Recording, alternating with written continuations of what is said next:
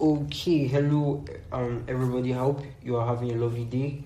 And it's Sunday here currently, 11:14. So I hope you're enjoying your Sunday wherever you are. And that's basically just it. Enjoy your day. Okay, so who am I? I'm Richard, and today I'm going to be showing you two vulnerabilities I found. One where I'm able to create a rule set, and another where I'm able to delete a rule set without actually being in sudo mode. Right, so let's start the first process, which is creating a rule set. So just in case you are wondering, I have done this video. This is like the 30th time I'm doing this recording, so this needs to be the one, I guess. Okay, so let's try this. Okay, so we're going to create a rule set name. I really do not want the vulnerability to be extremely long, so let's just worry. I'm just going to call this POC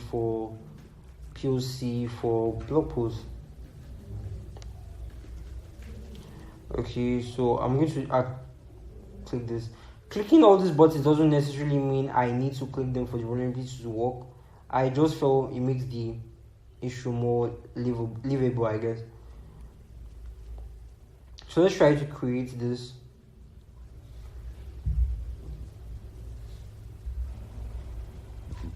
Okay, so as you can see, when we try to create it, we are met with this page, this re-authentication page. So the goal now is to bypass this page. How was I able to bypass this page? Let's dive right into it.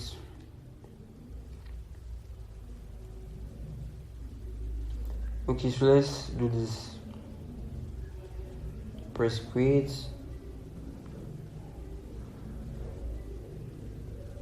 Well, if no match that, no, let's just like is it. So with that if normal header and the normal request, observe the request, we get a true phone number modified.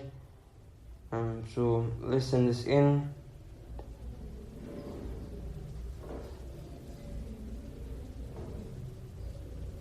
No response. Okay, as you can see, we get this login page again. So let's bypass this re-authentication page now. So we go here, we remove the if no match header.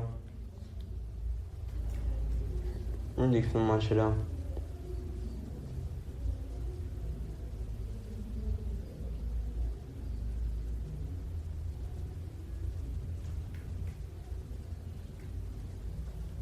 Okay, as you can see now we have a body, and we turn that into true. And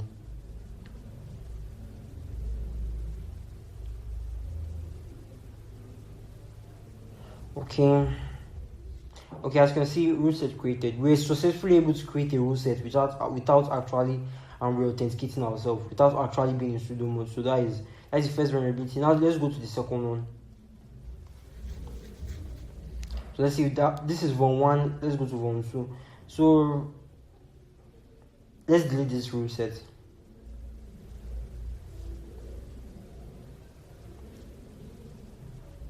We already know what it's about, so let me just go straight into it. I'm going to send this. We're going to send this, and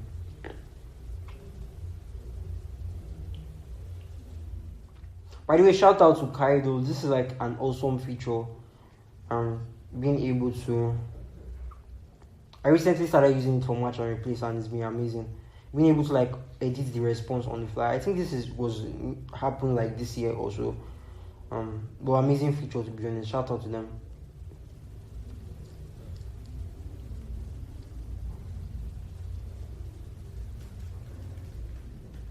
So I accidentally sent the request twice, so two response, I guess. I clicked the button twice, so I got two response. But let me just, as you can see, two delete requests. So one will probably not do anything since I've already deleted the POC. So okay, as you can see, error deleting rule set. So the second one responded to the error deleting rule set because the rule set doesn't exist. Sorry, I'm talking a bit fast. I'm sort of tired. Okay, so as you can see, two vulnerabilities. We were able to exploit two vulnerabilities. We were able to, one, create a rule set without being re-authenticated, without being in sudo mode, which is against how the application is built. Secondly, we were able to delete a rule set. At the time of making this POC video overall, at the time of making this POC video, the vulnerability has not been fixed. The issue has not been fixed, so that's why this is still reproducible. Hopefully when you finally see this, you get to see this video, it is no longer reproducible, and hopefully it's either paid out or a duplicate. Hopefully it's paid out and accepted, because this will literally be my first vulnerability on HackerOne. I found some vulnerabilities on Bokra, but this would probably be my first on HackerOne, so shout out to GitHub. So that's basically the video. Thank you guys for watching. Oh, before I end it, let me give a few shout outs to a few people, or should I say organizations. One, I want to give a shout out to Pentest Lab, and there's another CTF. I'm not sure where, but I believe I first saw this, if not much other, in one of either Pentest Lab or this CTF, and it was about like an idol, right? So I tried exploiting the idol, but I wasn't getting the response. I had to remove that if not match in order to get that response. So it literally stuck in my head that if you ever get a 304 no modified, be sure to remove if not match header. Even though then I didn't know what that header actually did, I guess. So that is number one thing. If you ever get a 304 no modified, please remove the if not match header. You might be missing a very, very neat bug, I guess. Secondly, I want to give a shout out to the people at CTBB podcast. Number one, for their match and replace video which they did. I believe I will be able to link the video in the blog post.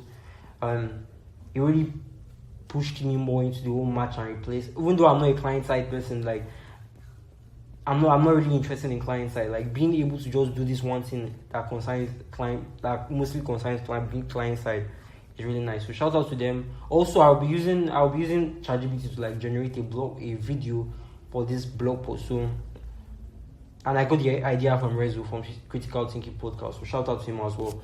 So that is basically the video. Thank you guys for watching. I know it's been long, but I hope you already like got the 401 for everything. I removed the if not match header. I got the full response. If I had not removed the if not match header, I will get a 304 no modified. So that is basically it.